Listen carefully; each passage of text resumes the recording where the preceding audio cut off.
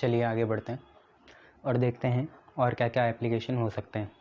ठीक है, तो जैसे और एप्लीकेशन क्या हो सकते हैं कि एडजॉर्प्शन को हम यूज़ कर सकते हैं to separate inert gases. Inert gases को सेपरेट करने के लिए यूज़ कर सकते हैं। जैसे दो इनर्ट गैसेस है, नाइट्रोजन हो गया, हीलियम हो गया, नियन हो गया, इन सबको सेपरेट करने के लिए यूज़ कर सकते हैं। और किसके लिए यूज़ कर सकते हैं, तो ये जैसे प्यूरीफाई करना है हमें किसको, शुगर को या विनेगर को, तो एडजॉर्प्शन का यूज़ कर सकते हैं। तो टू प्यूरीफाई क्या, विनेगर या शुगर या विनेगर को प्यूरीफाई करने के लिए यूज़ कर सकते हैं। मेटलर्जिकल प्रोसेस हमने लिख ही लिया है। और किस में यूज़ कर सकते हैं इसे ज़रा सोचो और बताओ किस किस में यूज़ कर सकते हैं। मतलब प्यूरीफाई मतलब क्लैरिफिकेशन हो गया, ठीक है। और जैसे हार्ड वाटर जो होता है गाँव का, उसे सॉफ्ट करने के लिए, तो सॉफ्टनिंग ऑफ हार्ड वाटर को सॉफ्ट करने के लिए यूज़ कर सकते हैं। और थोड़ा सोचो, अपने मन में जो आ रहा है वो बोलो। अब तो फिर तुम्हारा एक बचा एडजॉर्प्शन क्रोमेटोग्राफी, तो क्रोमेटोग्राफी सीख लेना। और जनरली यहाँ पे पहले छोटा तो लिख लेते हैं, क्रोमेटोग्राफिक प्रोसेस में यूज़ होता है। क्रोम मतलब होता है कलर, तो क्रोमेटोग्राफिक प्रोसेस और एनालिटिकल जो होती है, जिसमें बस हम क्वालिटेटिव एनालिसिस करते हैं, तो एनालिटिकल केमिस्ट्री में इसका यूज़ कर सकते हैं एडजॉर्प्शन का। कोई भी 2-3 लिख लेना, स्पेसिफिकली जो डिटेल में आएगा वो बता देता हूँ, ठीक है। इसमें जो डिटेल में आएगा उसको थोड़ा पता कर लेते हैं कि वो क्या चीज़ है। तो जैसे एक में लिखूँ क्रोमेटोग्राफिक एनालिसिस, तो वो थोड़ा इंपॉर्टेंट हो जाएगा, तो उसे 11th से डाल के लिख लेते हैं। देखो क्रोमेटोग्राफिक एनालिसिस क्या है, पहले तुम एक एडजॉर्बेंट सेलेक्ट कर लो, सेलेक्टिव एडजॉर्बेंट ले लो, और उसमें दो अलग अलग चीज़ों को हमें क्या कराना है, एडजॉर्ब कराना है। देखना है उनमें कितना पर्टिकुलर टाइम लगेगा। मान लो जैसे तुमने एक हल्दी का पानी घोल दिया, उसे एडजॉर्ब कराना है एक पर्टिकुलर एडजॉर्बेंट में, और उसी पर्टिकुलर एडजॉर्बेंट में दूसरे टाइम इंक को एडजॉर्ब कराना है, तो ऑब्वियसली दोनों का एडजॉर्बेंट या एडजॉर्प्शन जो रेट होगा वो क्या होगा, अलग होगा, ठीक है। ये जो आपके वाटर कलर आते हैं उसको और इंक को कर लो तो अलग होगा, वही चीज़ें है ना। जैसे दूध को कर लो, शहद को कर लो तो अलग होगा। तो हम 11th डाल के लिख लेते हैं क्रोमेटोग्राफिक एनालिसिस, क्रोमेटोग्राफिक एनालिसिस। अब this is based on the fact that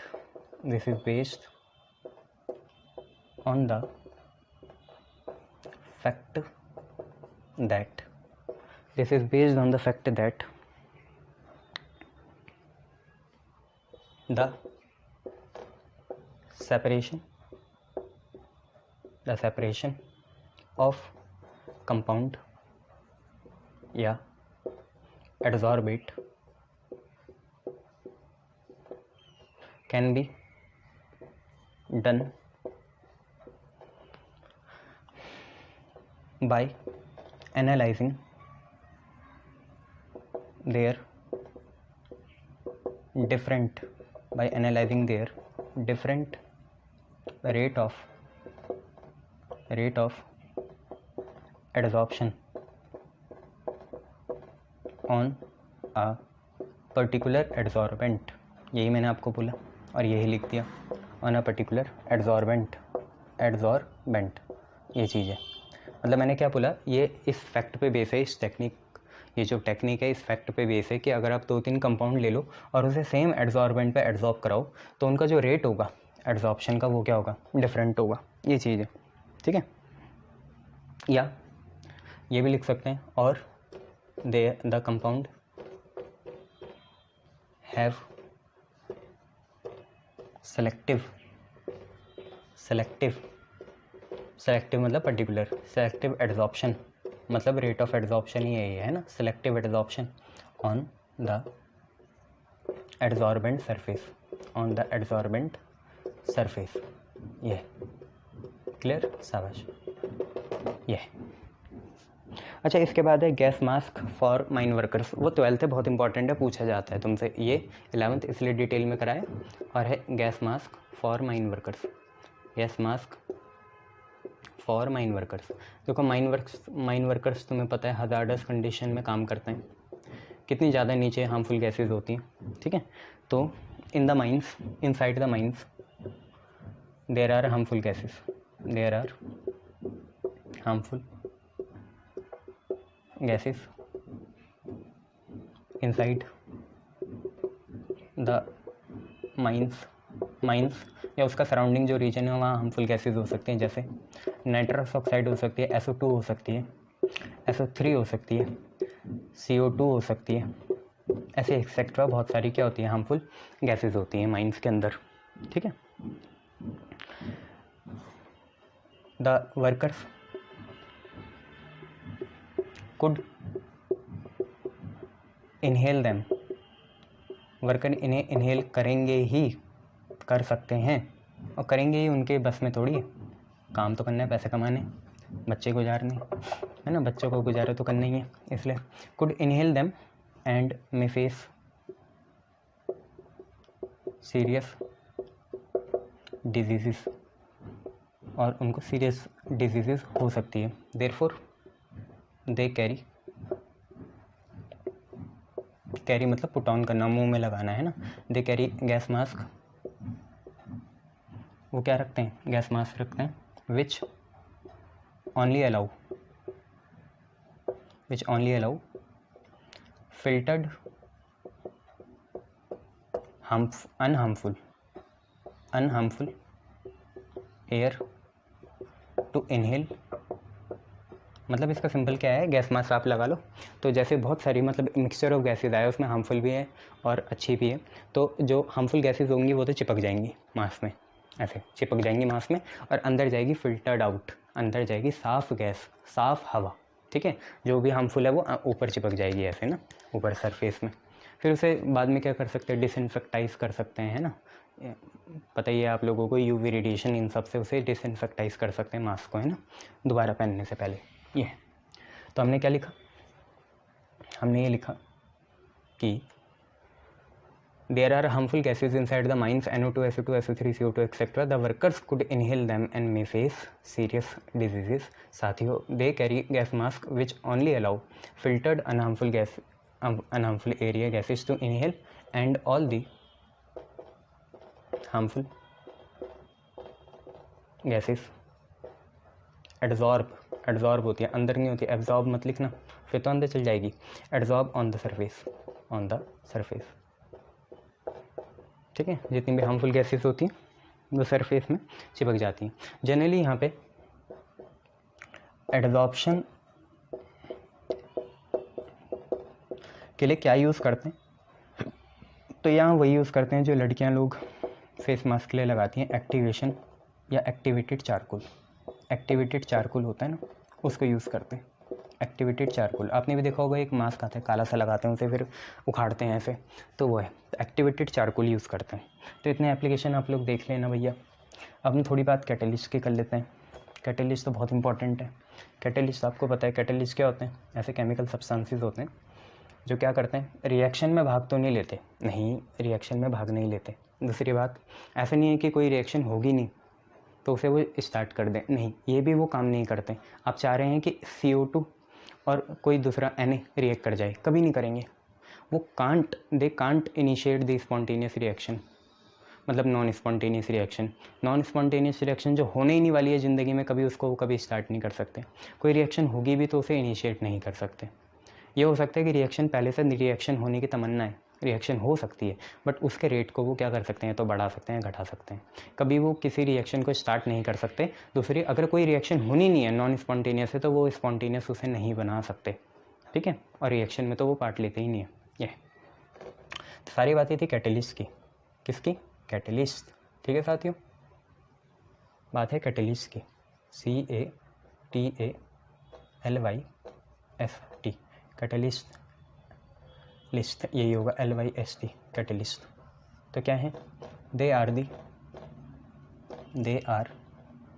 the chemical substances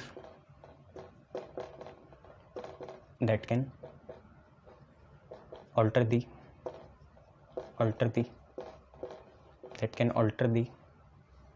rate of a reaction. ऐसे केमिकल सब्सटेंस है जो किसी केमिकल रिएक्शन के रेट को अल्टर कर सकते हैं, बढ़ा सकते हैं, घटा सकते हैं। शुरुआत नहीं करेंगे उसकी, और जो होने ही नहीं वाली है चाहे कोई भी आ जाए तो उसको भी ये स्टार्ट नहीं कर सकते। ये बात है, ठीक है। तो they are the chemical substance that can alter the rate of a reaction. ये बातें हैं। कैटेलिस्ट ऐसी चीज़ होती, ठीक है। 1 मिनट।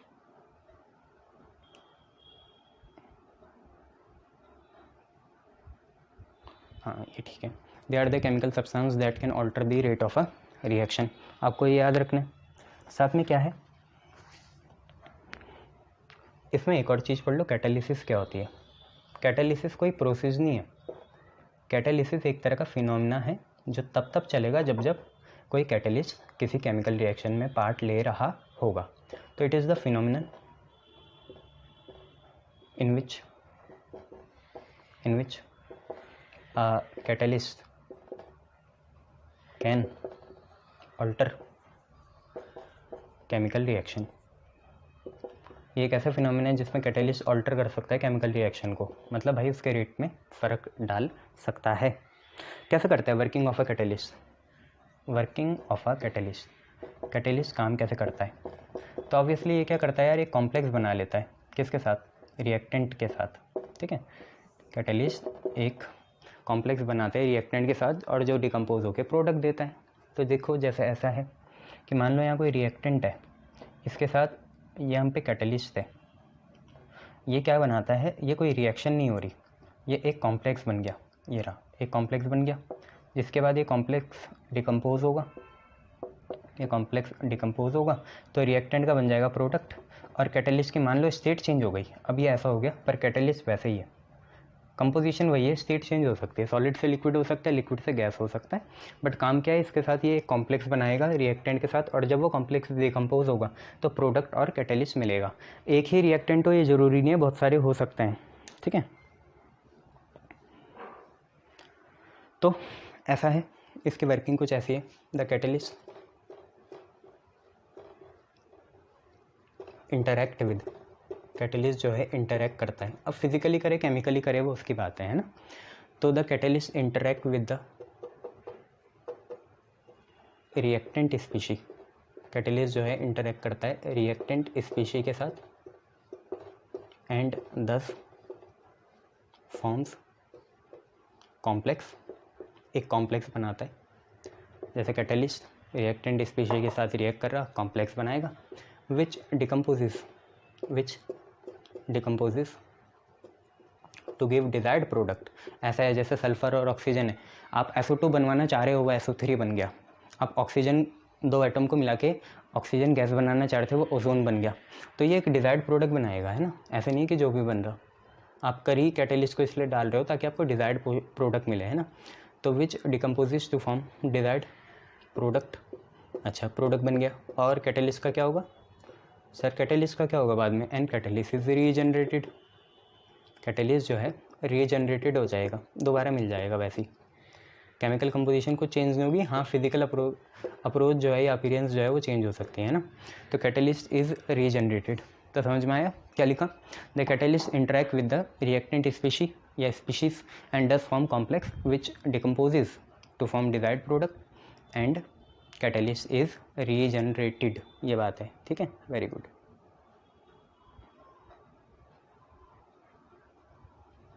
चलो नेक्स्ट देखो, ये थोड़ा मोड़ रहा था तो मैंने ऐसे लगा दिया। कैटलिस्ट रीजनरेटेड हो जाएगा। इसके बाद क्या है यार, कितने तरह की कैटालिटिक रिएक्शन हो सकती है। मैं कैटालिसिस की बात नहीं कर रहा हूँ, कैटालिसिस 2 तरह के होते हैं। मैं बात कर रहा हूँ कितने तरह की कैटालिटिक रिएक्शन हो सकती है। मतलब कैटालिस्ट के हिसाब से किस रिएक्शन को हम कितने पार्ट में डिवाइड कर सकते हैं। एक ऐसी रिएक्शन हो सकती है जिसमें कैटालिस्ट रेट ऑफ रिएक्शन को बढ़ा दे, तो कैटालिस्ट ने यहाँ पॉजिटिव काम करा, तो इसलिए उसे बोलेंगे पॉजिटिव कैटालिसिस। एक ऐसी हो सकती है जिसमें कैटालिस्ट ने रेट ऑफ रिएक्शन को कम कर दिया, तो वो हो सकती है नेगेटिव कैटालिसिस। और एक ऐसी हो सकती है जिसमें जो रिएक्टेंट है या जो प्रोडक्ट है जो बना वही कैटालिस्ट का काम करे तो उसे बोलते हैं ऑटो कैटालिसिस। फिर इसके बाद हम देखेंगे कोई ऐसे सब्सटेंस होते हैं जो कैटालिस्ट की कैटालिटिक प्रॉपर्टी को बढ़ा देते हैं, एनहेंस कर लेते हैं, उन्हें बोलते हैं प्रोमोटर। कोई ख़त्म करते हैं उन्हें बोलते हैं इनहिबिटर। कोई बिल्कुल ही तबाह कर देते हैं उन्हें बोलते हैं पॉइजन। ऐसी चीज़ें होती हैं।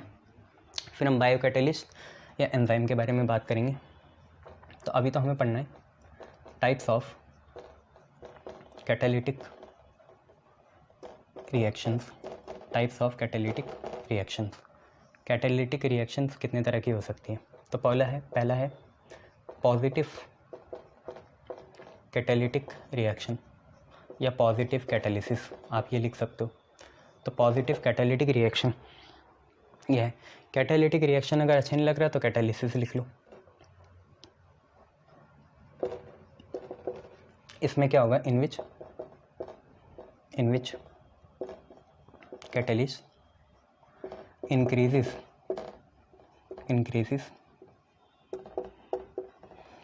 Rate of reaction. Rate of reaction को इंक्रीज़ कर लें। और एग्जांपल आपको याद करने पड़ेंगे यार, उसमें मैं कुछ नहीं कर सकता। इसमें कैटालिस्ट क्या करता है? रेट ऑफ रिएक्शन को इंक्रीज़ कर देता है। जैसे एग्जांपल है पोटेशियम क्लोरेट लो 2 KClO3, इसमें MnO2 डालते हैं, मैग्नीज ऑक्साइड सॉलिड फॉर्म में, और ये डिकम्पोजिशन रिएक्शन है, तुम्हें पता ही है। MnO2 सॉलिड डालेंगे 2 KClO3 भी सॉलिड होगा, ठीक है। तो ये क्या बनाते हैं? एक तो 2 KCl निकल जाएगा सॉलिड फॉर्म में, क्या बचा? 2 KCl 2O3 बचा ही, जिसे लिख सकते हैं 3O2 गैसेस फॉर्म में। ये है। आगे पढ़ेंगे ये कैसा कैटालिसिस है? होमोजीनस कैटालिसिस है, क्योंकि हमें बस रिएक्टेंट देखना होता है। रिएक्टेंट और कैटालिस्ट अगर सेम स्टेट में है, सेम फेज में है, जैसा सॉलिड है, तो पॉजिटिव कैटालिसिस हो जाता है। रिएक्शन आपको याद करनी पड़ेगी। अच्छा, दूसरा है negative catalysis. You all know negative catalysis. Negative catalysis क्या है? नेगेटिव कैटालिसिस है in which catalyst decreases rate of reaction, ठीक है। इसका भी आपको एग्जांपल देना पड़ेगा। जैसे हाइड्रोजन पेरोक्साइड ले लो, 2 times of H2O2 liquid, catalyst डालेंगे, इसका भी डिकम्पोजिशन होगा। क्या बनेगा? यहीं से देखो 2H2O प्लस O2, यही बनेगा ना, 2H2O और O2, ठीक है। ये लिक्विड, ये भी लिक्विड, ये गैस। अब यहाँ पेरोक्साइड कौन सा डालते हैं? पेरोक्साइड डालते हैं ना, यहाँ पे कैटालिस्ट डालते हैं 2H2O2 liquid, 2H2O plus O2। Acetamide ना, एसिटानिलाइड ये डालते हैं यहाँ पे, है ना। तो इसके रेट ऑफ रिएक्शन को ये घटा देता है, और ये रेट ऑफ रिएक्शन को क्या कर देता है? बढ़ा देता है। तो ये पॉजिटिव कैटालिसिस है, और क्या है? नेगेटिव कैटालिसिस है। अच्छा, इसके साथ और क्या देख सकते हो? इसके साथ यार आप देख सकते हो ऑटो कैटालिसिस। तीसरा होगा हमारा ऑटो कैटालिसिस। ऑटो कैटालिसिस मैंने आपको बता दिया, या तो रिएक्टेंट ही कैटालिस्ट का काम करे या एक कोई प्रोडक्ट ही कैटालिस्ट का काम करे। ऐसा आपने ऑटो प्रोटोलिसिस भी देखा था वाटर का। H2O प्लस H2O क्या देता है? हाइड्रोक्साइड, OH माइनस आयन और हाइड्रोक्सिल आयन H3O पॉजिटिव, वो है। तो तीसरा है auto catalysis. Auto catalysis when one of the reactant या product species, when one of the reactant या product species itself act as catalysis. या आपने केमिकल काइनेटिक्स में भी देखा था, जैसे हम एस्टर का हाइड्रोलिसिस करते हैं तो अल्कोहल बनता है, वही काम करता है ना। तो जैसे कोई एस्टर ले लो, CH3 COO C2H5, ये ले लिया। अब इसमें क्या है? एक तो हमारा इथेनॉल बनेगा बड़ा वाला C2H5OH, तो C2H5OH ले लिया। और क्या दूसरा बनेगा? और उसके साथ बनता है CH3COOH, एक एसिड बनेगा। एसिड छोटा बनता है, अल्कोहल बड़ा बनता है, CH3COOH। पर ये होता है वाटर के प्रेजेंस में, तो वाटर भी रहेगा। यहाँ ले लेंगे CH3 COO C2H5, liquid liquid liquid liquid, ठीक है। यहाँ पे ये जो है ये खुद ही प्रोटो कैटालिस्ट प्रोटो कैटलिस्ट या ऑटो कैटलिस्ट का काम करता है। ठीक है, तो आपने ऑटो कैटलिसिस भी देख लिया। जो हमारा प्रोडक्ट बना इथेनॉल वही काम कर रहा है भैया, किसका? कैटलिस्ट का। क्लियर? शाबाश। चौथा है induce catalysis. Induce catalysis complex reaction में होता है। होता क्या है, एक साइड रिएक्शन दूसरी साइड रिएक्शन या मेन रिएक्शन के रेट को इन्फ्लुएंस करती है। कोई एक साइड रिएक्शन दूसरी साइड रिएक्शन या मेन रिएक्शन को क्या करे? इन्फ्लुएंस करे। तो चौथा है टाइप ऑफ कैटालिटिक रिएक्शन में इंड्यूस कैटालिसिस। इंड्यूस कैटालिसिस इसमें क्या होता है, इसका एग्जाम्पल तो क्या ही देना आपको, आप ऐसे ही समझ लेना। ऐसे बहुत सी कॉम्प्लेक्स रिएक्शन है। तो in a complex reaction when one of the side reaction influences the rate of other side और मेन रिएक्शन। तो ये चीज़ें हैं। ठीक है, देख ली, बहुत बढ़िया। तो आपने पढ़ा कैटेलिस्ट के बारे में। कैटेलिस्ट ऐसे केमिकल सब्सटेंस है जो किसी केमिकल रिएक्शन के रेट को इन्फ्लुएंस करें। कैटेलिस्ट काम कैसे करता है, वो कॉम्प्लेक्स बनाते हैं रिएक्टेंट स्पीशीज के साथ, डिकम्पोज होता है तो प्रोडक्ट और वो दोबारा रीजनरेट हो जाता है। टाइप ऑफ कैटालिटिक रिएक्शन 3-4 तरह की है, पॉजिटिव, नेगेटिव, ऑटो, इंड्यूस। ये है। अब हम कैटेलिस्ट से मिले जुले कुछ टर्मिनोलॉजीज पढ़ेंगे। कैटेलिस्ट से मिलती जुलती टर्मिनोलॉजीज पढ़ी जाएंगी अब। जैसे पहली है प्रोमोटर। ठीक है, कि क्या होते हैं, तो नोट डाल के लिख लेना। जैसे हम पे कैटालिटिक प्रोमोटर्स हुए। कैटालिटिक प्रोमोटर्स ये क्या करते हैं, ये कैटालिस्ट की एफिशिएंसी बढ़ा देते हैं। अगर ये किसी केमिकल रिएक्शन में कैटालिस्ट के साथ हैं तो उसकी एफिशिएंसी क्या बढ़ा देते हैं, क्या कर देते हैं, बढ़ा देते हैं। ये आपको याद रखना है। ठीक है, तो substance which can increase the efficiency of catalyst।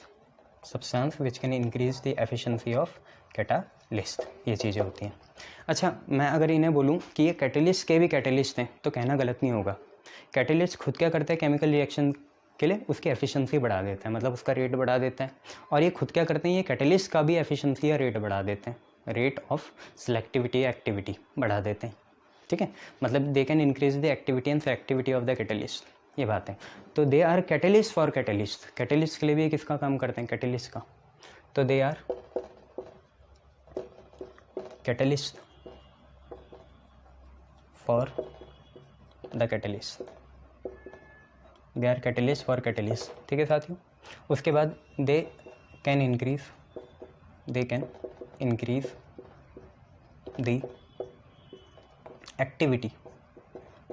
Activity मतलब कितनी तेज़ी से कैटलिस्ट किसी रिएक्शन को ऑल्टर करता है, एंड सेलेक्टिविटी कितने स्पेसिफिक होके कोई कैटलिस्ट किसी रिएक्शन को करता है।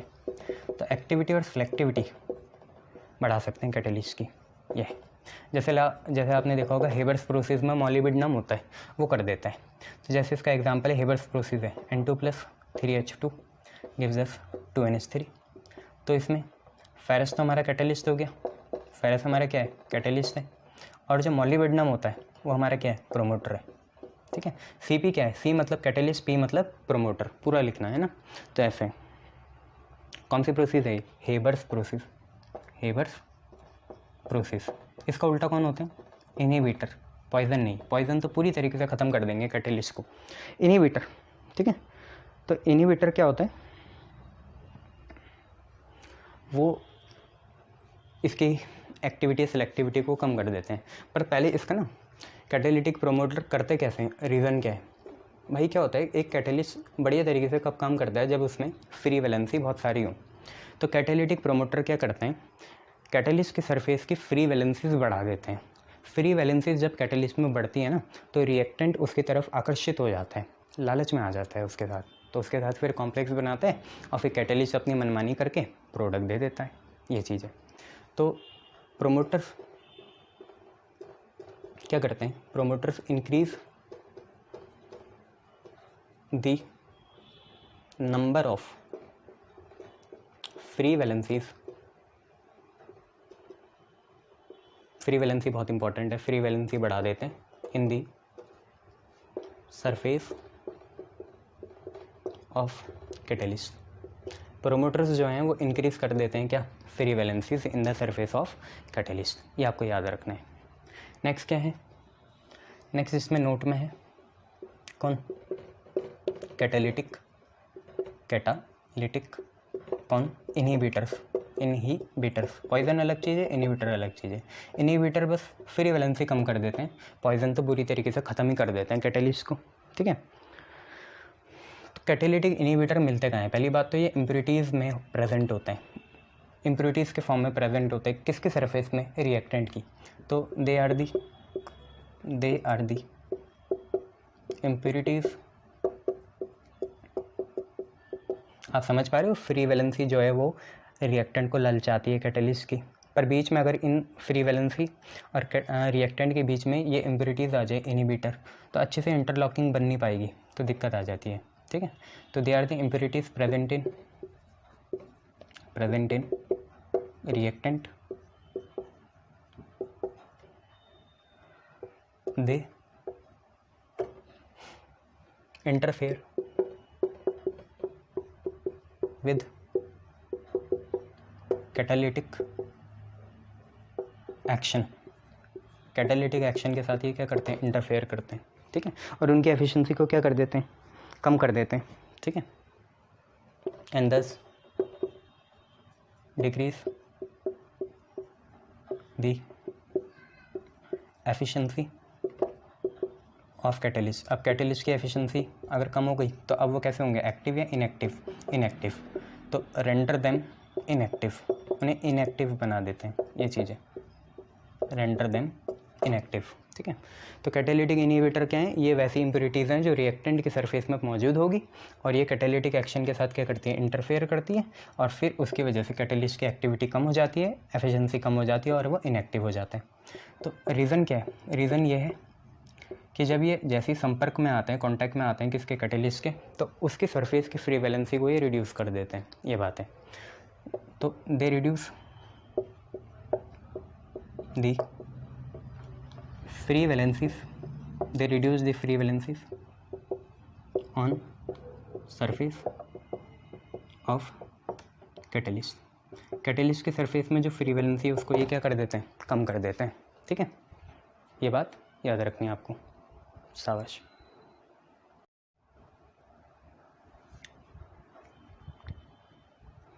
ठीक है, तो जनरली कैटालिटिक इनहिबिटर्स आपको समझ में आ ही गया कैसा काम करते हैं, फ्री वैलेंसी को क्या कर देते हैं, कम कर देते हैं।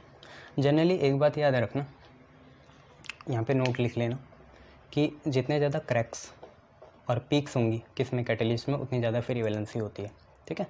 तो नंबर ऑफ क्रैक्स या पीक्स, जितने ज़्यादा क्रैक्स या पीक्स होंगे इन द कैटलिस्ट, जितने ज़्यादा क्रैक्स या पीक होंगे in catalyst, the greater is the free valency, ठीक है। तो आप लोग ये लिखना कि greater is the number of cracks, greater is the number of cracks या peaks in a catalyst, greater is the free valency, और यही करता है प्रोमोटर, प्रोमोटर क्रैक्स या पीक्स बढ़ा देता है जिसकी वजह से फ्री वैलेंसी बढ़ जाती है, ठीक है। ये इसका अगर आपको कैटालिटिक इनहिबिटर का एग्जांपल लिखना है तो आप लिख सकते हो, इनहिबिटर रोकेगा, पॉइजन वाला नहीं, जैसे पॉइजन तो जैसे हिबरस्प्रोसिस में H2S हो गया, हाइड्रोजन डाइसल्फाइड, यहाँ पे क्या ले सकते हैं, जैसे वही वाली ले परऑक्साइड वाली 2H2O2 gives us 2H2O + O2। तो आपको पता है यहाँ कैटलिस्ट कौन सा यूज़ करते हैं, कैटलिस्ट आपका होता है एसिटानालाइड, है ना, ये होता है, और इनहिबिटर कौन होता है, पता है इनहिबिटर कौन होता है यहाँ, 2H2O2 gives us 2H2O + O2। तो इनहिबिटर यहाँ होता है PPC, PPC होता है एक आगे जाके पढ़ोगे वो होता है, ठीक है। तो एसिटानिलाइट तो आपको पता है, पीपीसी नहीं पीसीसी, और पीसीसी जो होता है यहाँ पे क्या होता है, इनहिबिटर होता है, याद रखना। पीसीसी की फुल फॉर्म आगे पढ़ोगे, अभी बता दूंगा तो अननेसेसरी कोर्स कॉम्प्लेक्स होने लगेगा, ठीक है। तो ये चीज़ें आप लोग याद रखना। अच्छा, इसके बाद आप क्या पढ़ोगे, पॉइज़न के बारे में पढ़ोगे। पॉइज़न तो बड़े ही खतरनाक होते हैं। पॉइज़न तो बुरी तरीके से कैटेलिस्ट को ख़त्म कर देते हैं, तो पॉइज़न को एंटी कैटेलिस्ट भी कहते हैं। तो अब हम वो पढ़ते हैं, पूरी तरीके से डिस्ट्रॉय कर देते हैं, एफिशिएंसी बिल्कुल नील बना देते हैं, जीरो बना देते हैं कैटेलिस्ट की। उस चीज़ के बारे में हमें पढ़ना है। तो अब क्या है, अब हम पे कैटालिटिक पॉइज़न या एंटी कैटलिस्ट, यह है कैटालिटिक पॉइज़न या anti catalyst.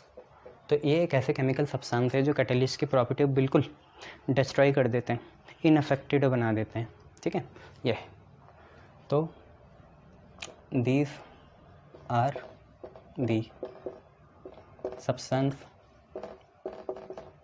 That destroy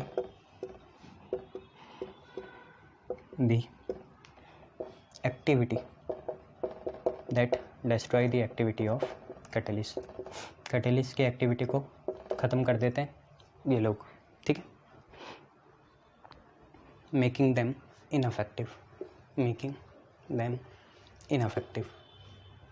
ineffective बना देते हैं इन्हें, किसको, कैटेलिस्ट को। कौन, कैटालिटिक पॉइज़न या एंटी कैटलिस्ट, ठीक है। डिस्ट्रॉय कर देते हैं भैया, ये याद रखना आप लोग। जनरली ये कहाँ मिलते हैं, present in heterogeneous catalysis. Heterogeneous क्या होता है, मैंने आपको बताया था अभी, होमोजीनस वहीं से आपको पता चल गया होगा। होमोजीनस में क्या होता है, रिएक्टेंट को देखना है, रिएक्टेंट और कैटालिस्ट का फेज और स्टेट क्या होता है, सेम होता है। हेटेरो में अलग अलग होगा, ठीक है। तो ये हेटेरोजीनस कैटालिसिस में मिलते हैं। एग्जाम्पल क्या है, जैसे एग्जाम्पल है हाइड्रोजन सल्फाइड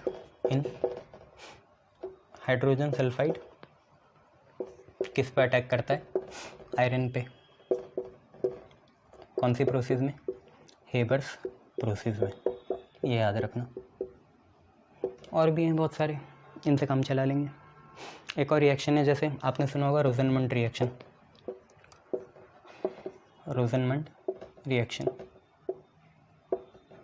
ठीक है। एल्डिहाइड कीटोन से रिलेटेड है। इसमें सल्फ़र जो होता है वो कर देता है ऐसा काम, ठीक है। तो ये चीज़ याद रखना कैटालिटिक पॉइज़न या एंटी कैटालिसिस के बारे में, ठीक है। शाबाश। अच्छा,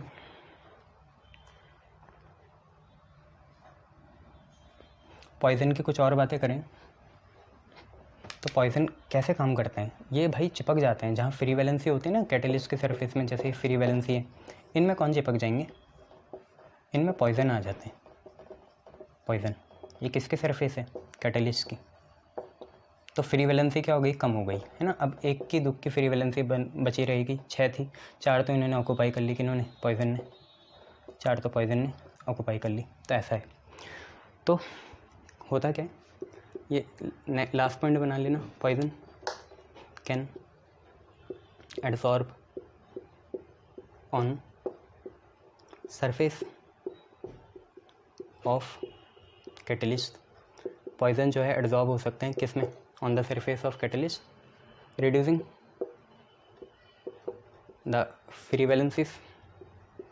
वैलेंसीज को ये क्या कर सकते हैं, कम कर सकते हैं, करते ही हैं। Also reducing the affective surface area, जो सरफेस एरिया एड्जॉर्प्शन के काम आता उनमें तो ये हैं अब, तो अफेक्टिव सरफेस एरिया भी क्या कर दिया, कम कर दिया। और सबसे भयंकर बात, they can even react with catalyst. तो कैटलिस्ट को अपने साथ रिएक्शन में उलझा के रखते हैं, और वो अपना असली काम जो है, क्या है असली काम, रेट ऑफ रिएक्शन को बढ़ाना, वही नहीं कर पाता ये है। एंड में also react with catalyst, catalyst के साथ रिएक्ट भी करते हैं, जिसकी वजह से कैटलिस्ट का जो धर्म है वो कर ही नहीं पाता, रेट ऑफ रिएक्शन को बढ़ा ही नहीं पाता। ये चलिए अब मुझे लगता है कि आपको अब कैटेलिस्ट की विशेषताएं या कैरेक्टरिस्टिक्स के बारे में बता देना चाहिए। तब हम पे नई चीज़ है, characteristics of catalyst. Characteristics of catalyst, catalyst की कैरेक्टरिस्टिक्स के बारे में बात करेंगे। ठीक है, तो सबसे मेन बात है, देखो अगर कोई रिएक्शन होनी नहीं है ज़िंदगी में कभी, तो उसको ये कैटेलिस्ट कैटेलाइज नहीं कर सकता, मतलब नॉन स्पॉन्टेनियस रिएक्शन को। तो मेन बात पॉजिटिव सेंस में लिखते हैं, they can only catalyse spontaneous reaction, they can only catalyse, Z भी लगाते हैं बहुत से, स्पॉन्टेनियस रिएक्शन, सिर्फ स्पॉन्टेनियस रिएक्शन को ही कैटेलाइज कर सकता है। दूसरी बात, किसी रिएक्शन को ये इनिशिएट नहीं कर सकते, रिएक्शन हो रही होगी तभी अपना असर दिखाते हैं, तब उसे बढ़ा सकते हैं, उसके रेट को घटा सकते हैं, पर रिएक्शन को इनिशिएट या शुरुआत उसकी नहीं करते, वो तो वो अपने आप होती है। तो they can't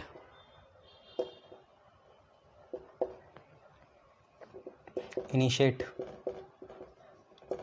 a chemical reaction. अच्छा, जब रिएक्शन हो जाए तो कैटेलिस्ट की स्टेट चेंज हो सकती है, बट इसके कंपोजिशन में कोई चेंज नहीं आता। ड्यूरिंग कंपोजिशन ऑफ या completion of a reaction, during completion of a reaction, reaction के कंप्लीशन में क्या हो सकता है, there chemical composition, there chemical composition remains same, but their physical state can alter, इनके फिजिकल स्टेट में फ़र्क आ सकता है। ठीक है, मतलब सॉलिड से लिक्विड हो सकता है, लिक्विड से गैस हो सकता है, ये है। अच्छा, इसके बाद क्या है, मान लो इक्विलिब्रियम कहीं आ गया तो उसकी पोजीशन नहीं चेंज होगी, ये पोजीशन नहीं ऑल्टर करते इक्विलिब्रियम की। हाँ, ऐसा हो सकता है इक्विलिब्रियम अब जल्दी आएगा या इक्विलिब्रियम पहले के मुकाबले अब लेट आएगा, पर आएगा वहीं उसी पोजीशन में आएगा, पोजीशन इंटरचेंज नहीं होगी, पोजीशन में कोई ऑल्टरेशन नहीं होगा, पोजीशन जो है वही आएगी, चाहे जल्दी आए चाहे लेट आए। ये है तो they do not alter position of equilibrium, equilibrium की पोजीशन को ये ऑल्टर नहीं करते। और जो गिब्स फ्री एनर्जी चेंज होता है या एंथैल्पी चेंज होता है, उसमें भी इसका कोई असर नहीं होता। तो they can not modify, they can not modify enthalpy change या गिब्स फ्री एनर्जी चेंज या गिब्स एनर्जी चेंज, उसको भी ये चेंज मॉडिफाई नहीं कर सकते। ठीक है, यह है जनरली। फिर उसके बाद और क्या हो सकता है कि भाई कैटेलिस्ट जो होता है हाईली स्पेसिफिक एंड एक्टिव होता है, they are highly specific and active, highly specific और एक्टिव होता है यह। और कैटेलिस्ट कितनी क्वांटिटी में चाहिए होता है, स्मॉल ही, बहुत ही कम क्वांटिटी में चाहिए होता है। ठीक है, generally small quantity of catalyst is required। और आगे आपको राम कहानी पता है, टू कैटेलाइज द रिएक्शन, ऐसी बातें। तो ये 7 पॉइंट हो गया आपके, है ना, इनको याद रखना। कौन कौन से हैं कि एक स्पॉन्टेनियस रिएक्शन को ही कैटेलाइज करेंगे, ये केमिकल रिएक्शन को इनिशिएट नहीं कर सकते, केमिकल रिएक्शन जब खत्म हो जाए तो इनकी केमिकल कंपोजिशन वही रहती है, बट इनकी स्टेट चेंज हो सकती है, इक्विलिब्रियम की पोजीशन को ये असर नहीं डाल सकते, गिब्स फ्री एनर्जी चेंज और एंथैल्पी चेंज में इनको कोई असर नहीं होता, मॉडिफाई नहीं कर सकते, हाईली स्पेसिफिक और एक्टिव होते हैं नेचर में, और इनकी बहुत ही कम क्वांटिटी हमें चाहिए होती है। ठीक है, ये मेनली। एक और चीज़ अगर आपको लिखनी है तो लिख लो, ये एक्ट करते हैं एक पर्टिकुलर या ऑप्टिमम टेम्परेचर और प्रेशर में। ठीक है, फॉर फुल एफिशिएंसी, अपनी पूरी एफिशिएंसी में ये तभी काम करते हैं जब एक ऑप्टिमम प्रेशर और टेम्परेचर हो। ठीक है। तो for full efficiency they required, ऐसे नहीं कि किसी भी टेम्परेचर में करेंगे, जैसे दही जमाते हो तो एक ऑप्टिमम टेम्परेचर होना चाहिए ना, वैसी बातें हैं।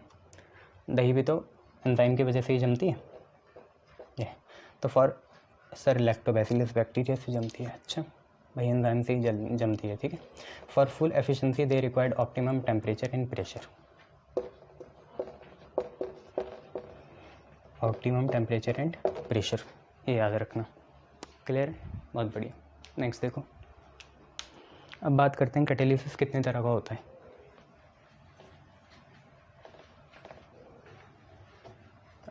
दो तरह का होता है यार, होमोजीनस और हेटेरोजीनस कैटालिसिस, ठीक है। टाइप्स ऑफ कैटालिसिस, कैटालिसिस कितने तरह का होता है, तो दो तरह का होता है, होमोजीनस और हेटेरोजीनस। तो होमोजीनस कैटालिसिस और हेटेरोजीनस कैटालिसिस दो तरह का होता है। ये होमोजीनस और हेटेरोजीनस का कैसे पता चलता है, तो यहाँ पे प्रोडक्ट का कोई लेना देना नहीं है। होमोजीनस में क्या होना चाहिए, when reactant species and catalyst are in same phase या स्टेट। प्रोडक्ट का यहाँ कोई काम नहीं है, और वहाँ पे क्योंकि जैसे ही प्रोडक्ट बनेगा वो उसकी भी स्टेट चेंज हो जाएगी, किसकी, कैटलिस्ट की, इसलिए नहीं करते।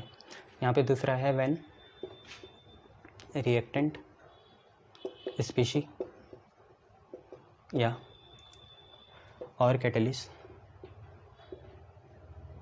आर इन डिफरेंट फेज या स्टेट, ये चीज़ें ना अलग अलग फेज या स्टेट में हो तब हो सकता है। क्लियर, बहुत बढ़िया।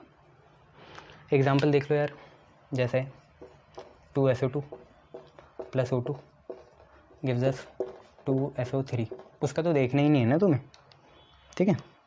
यहाँ पे जैसे हम NO यूज़ करते हैं, ये भी गैस फॉर्म में, O2 भी गैस फॉर्म में, ये भी गैस फॉर्म में। अच्छा वो गैस में हो जाए तुम्हें क्या मतलब यार उससे, तुम्हें तो प्रोडक्ट देखना है बस, तुम्हें तो रिएक्टेंट और वो देखना है, ठीक है।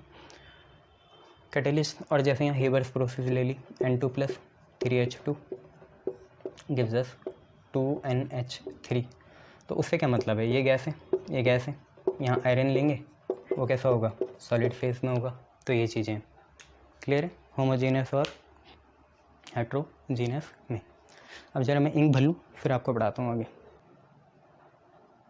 चलिए अब देखिए हमें क्या देखना है, हमें होमोजीनस और हेटेरोजीनस कैटालिसिस का मैकेनिज़्म देखना है, ठीक है। तो पहले तो समझ ही लो कैसे होता है और फिर देख लो। देखो होमोजीनस में क्या होता है, होमोजीनस में जैसे एक रिएक्टेंट स्पीशी है, वो क्या करती है, कैटालिस्ट के साथ कॉम्प्लेक्स बनाती है RC। अब होता है क्या है, इसके बाद दो वे हो सकते हैं, इतना तो आपने पहले ही पढ़ा था कि जो रिएक्टेंट स्पीशी है वो होमोजीनस का बता रहा हूँ कि जो रिएक्टेंट स्पीशी है वो कैटालिस्ट के साथ क्या बना सकती है, कॉम्प्लेक्स बना सकती है। कॉम्प्लेक्स के बाद दो वे हो सकती है, या तो एक यही कॉम्प्लेक्स नए रिएक्टेंट के साथ रिएक्ट करे जो कि R1 है, और या तो ये खुद ही डिकम्पोज हो जाए, या तो ये डिकम्पोज हो जाए, या तो ये प्रोडक्ट बनाए। R1RC के बाद जो हमारा R1R है वो नया प्रोडक्ट बन गया P और साथ में C, R1RP है। और या तो डायरेक्ट आपका प्रोडक्ट और कैटलिस्ट अपनी retaining same chemical composition but physical state change हो या ना हो आ जाए, वापस रीजनरेट हो जाए। तो होमोजीनस में ऐसा चलता है कि जो रिएक्टेंट है वो कॉम्प्लेक्स के साथ कॉम्प्लेक्स बनाते हैं, उसके बाद दो वे हैं, या तो यही जो कॉम्प्लेक्स है नए रिएक्टेंट के साथ रिएक्ट करके प्रोडक्ट बनाए, या तो ये सीधा डिकम्पोज हो जाए, ठीक है। जबकि हेटेरोजीनस कैटालिसिस में क्या होता है, हेटेरोजीनस कैटालिसिस में क्या होता है कि मान लो ये रिएक्टेंट है, ये क्या होता है, ये कैटालिस्ट है, ये रिएक्टेंट है, कैटालिस्ट है, ये इसके सरफेस में डिफ्यूज़ हो जाता है। देखो डिफ्यूज़ बोल रहा हूँ, एड्जॉर्ब नहीं बोल रहा हूँ, डिफ्यूज़ हो जाता है। डिफ्यूज़ हो गया, जम गया, चिपक नहीं गया, जम गया, तो ये जम गया रिएक्टेंट, ठीक है। अब क्या होता है, जो रिएक्टेंट के मॉलिक्यूल हैं ये क्या होते हैं, धीरे धीरे इसमें एड्जॉर्ब होना शुरू होता है। पहले तो क्या हुआ, डिफ्यूज़ हुआ, डिफ्यूज़ मतलब जम गए, ऐसे जम गए, दबा के रखा हुआ है। उसके बाद क्या हुआ, जो रिएक्टेंट के मॉलिक्यूल हैं डिफ्यूज़ होने के बाद ना रिएक्टेंट के मॉलिक्यूल एडजॉर्ब होने शुरू हो जाएंगे, और एडजॉर्ब होने के बाद इसी सरफेस में क्या होती है, केमिकल प्रोसेसेस शुरू हो जाती है। रिएक्टेंट केमिकल रिएक्शन में भाग लेना शुरू कर देता है, और उसके बाद क्या होता है, एक कॉम्प्लेक्स बनता है, वो कॉम्प्लेक्स डिकम्पोज होकर प्रोडक्ट देता है। बस इतनी सी बात है, ठीक है। तो हेट्रोजीनस में क्या है, जो रिएक्टेंट स्पीशी है वो कैटेलिस्ट के सरफेस में डिफ्यूज़ होगी। डिफ्यूज़ के बाद क्या है, रिएक्टेंट के मॉलिक्यूल एडजॉर्ब होना शुरू हो जाएंगे, और फिर उसके बाद वो केमिकल रिएक्शन में पार्ट लेना शुरू हो जाएंगे। एक कॉम्प्लेक्स बनेगा जो डिकम्पोज होकर प्रोडक्ट देगा, जबकि वहाँ सीधा होमो में सीधा कॉम्प्लेक्स बनता है, ठीक है। तो ये चीज़ है। तो पहले हम लिखते हैं mechanism of homogeneous catalysis. Mechanism of homogeneous catalysis, homogeneous catalysis का मैकेनिज़्म लिखते हैं। तो होगा क्या, सिंपल सी बात मैंने आपको बताई। स्टेप 1 लिख लो कि जो हमारे रिएक्टेंट मॉलिक्यूल हैं वो कैटालिस्ट के साथ रिएक्ट करके इंटरमीडिएट कॉम्प्लेक्स बनाते हैं। तो the catalyst react with reactant molecules to form intermediate complex, ठीक है। कैटेलिस्ट रिएक्टेंट मॉलिक्यूल के साथ मिलके इंटरमीडिएट कॉम्प्लेक्स बनाते हैं। जैसा आप कर सकते हो, मैंने लिया एक रिएक्टेंट, ठीक है, R1, ये हमारा रिएक्टेंट है, और C हमारा कैटेलिस्ट है। ये दोनों मिलके R1C कॉम्प्लेक्स बना रहे हैं, ये हमारा इंटरमीडिएट कॉम्प्लेक्स है। उसके बाद मैंने आपको बोला 2 वे हैं, या तो ये एक नए रिएक्टेंट के साथ रिएक्ट करेगा, और या तो ये सीधा डिकम्पोज हो जाएगा, ठीक है। तो स्टेप 2 क्या है, स्टेप 2 है कि दिस कॉम्प्लेक्स में either react with another complex या another reactant species.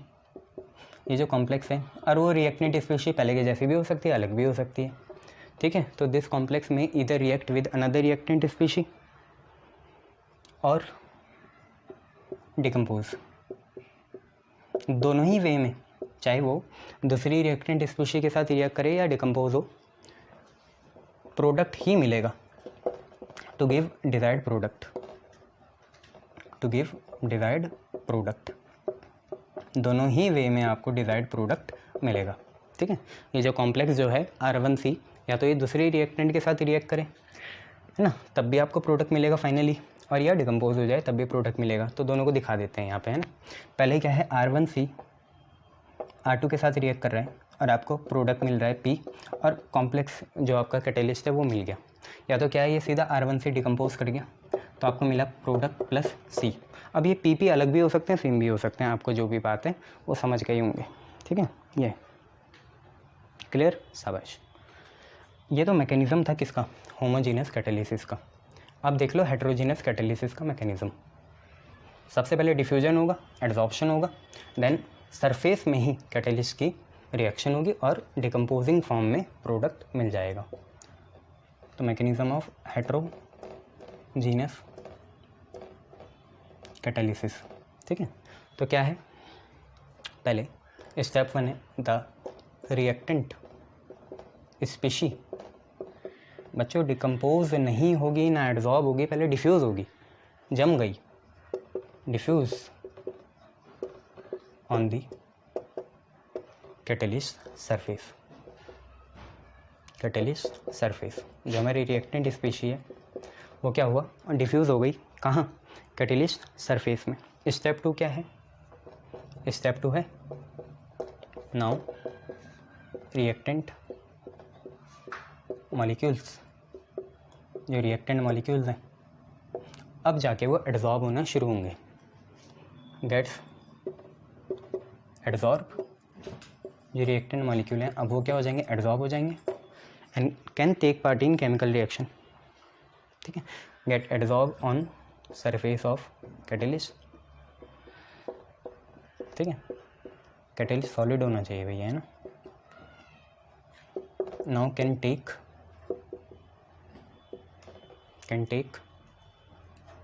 Part in chemical reaction, और ये केमिकल रिएक्शन सरफेस में ही होगी ना भैया, इतना तो आपको पता ही है, सरफेस में तो होगी, कहाँ, हवा में थोड़ी होगी। Can take part in chemical reaction occurs on surface and then जो हमारा कॉम्प्लेक्स बना ना वो डिकम्पोज होकर प्रोडक्ट देगा, ठीक है, and then product is form. अब प्रोडक्ट अभी सरफेस में ही बना है, बाहर हवा में कहाँ से बनेगा यार, सरफेस में ही बनेगा ना। पहले डिफ्यूज़ हुआ रिएक्टेंट स्पीशी, फिर मॉलिक्यूल एड्जॉर्ब हुए सरफेस में सॉलिड कैटलिस्ट की, फिर वहीं केमिकल रिएक्शन हुई और वहीं प्रोडक्ट बना। इसके बाद अब ये डिकम्पोज होकर प्रोडक्ट दे देगा, बस ख़त्म। तो प्रोडक्ट आपको अलग इंडिविजुअल एग्जिस्टेंस में मिल जाएगा, ठीक है। तो फ्रॉम सरफेस, और डिकम्पोज कहना सही नहीं होगा, अलग हो रहा है ना वो, प्रोडक्ट अलग हो गया सरफेस से तो डिसॉर्प्शन हो गया, ठीक है। तो from surface desorption of product molecule, desorption of product molecule takes place, ठीक है, ये हो गया। अब इसके बाद हम एंजाइम करेंगे, देख लो क्या है, पहले डिफ्यूज़ हुआ, ठीक है, फिर इसके बाद क्या हुआ, एड्जॉर्ब हुआ, फिर वहीं रिएक्शन हुई, वहीं प्रोडक्ट बना, फिर डिसॉर्प्शन हुआ। तो ये आपको याद रखना है, ठीक है। Thank you.